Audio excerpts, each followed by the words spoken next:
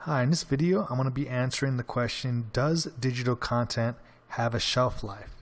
I'm Vince from Digital Nomad Institute, and let's get started.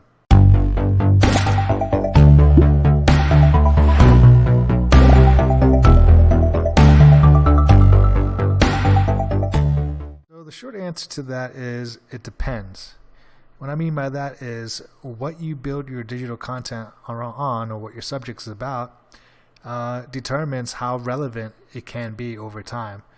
Now, basically demonstrate this, I'm going to take you to Google Trends and show you, exactly what happens when you build, content around things that are seasonal or that are in fashion. Okay, so for example, celebrities, sports, and World Cup events, sporting events. They can be, short-lived. Look at the trends for year 2020. Oops, let me change this country. All right, United States. So 2020, the trends are about election, the virus, Kobe Bryant. And then you got stimulus checks, Iran, and then you have the politicians, and then you got actors, athletes, how-tos. Now, when it comes down to trends, if you were to create a digital content based on a celebrity or based on a country, or what a country did, or maybe politics, it may lose relevancy within a couple years or even a couple months, right? So in that case, I think it does have a lifespan, right? So when you're building things that are kind of seasonal, then it might not live as long as something like a how-to, right? So how to cut men's hair at home, how to color your hair at home. These things might have a longer staying power. And I'll get into that a little bit later. All right, so just to show you around a little bit more. All right, so that's 2020. And then let's go down to, let's go back to this. All right, let's go down to, well, you get the idea, right? So every single year it's going to change. And if you've built it on celebrities, this can become popular or very popular or not very popular throughout the years. Okay, so that's the issue with building digital content around trends, is that they have quite a short lifespan.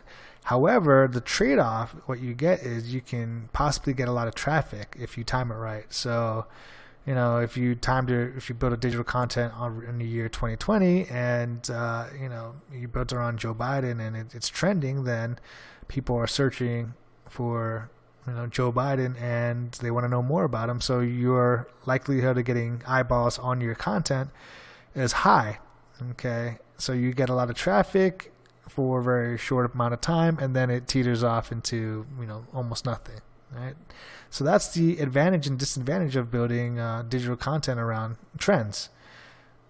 Now, the other type of content are like how-to videos and, evergreen content that typically lasts throughout the ages and stay relevant.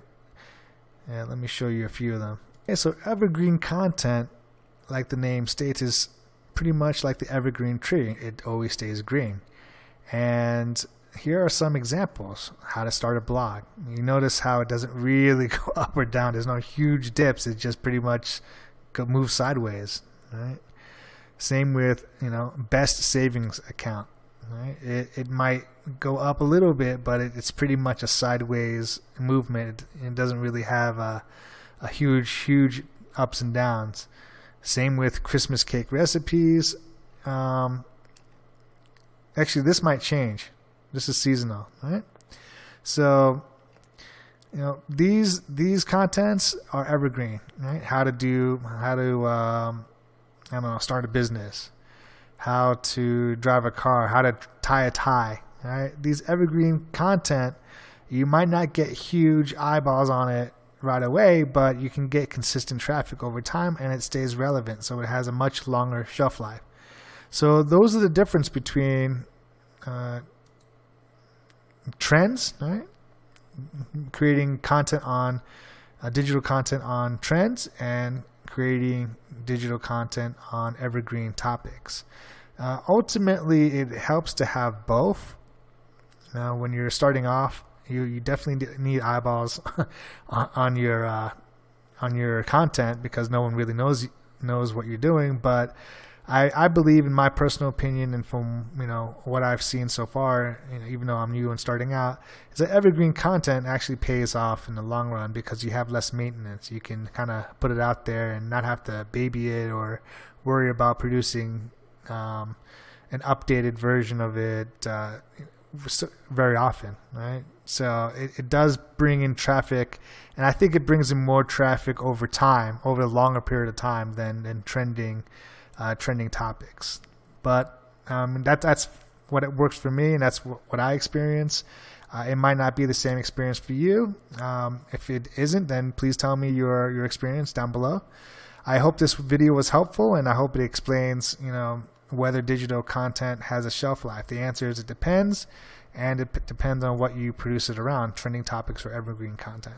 But even evergreen content will need a refresher once in a while depending on what you create it on, right?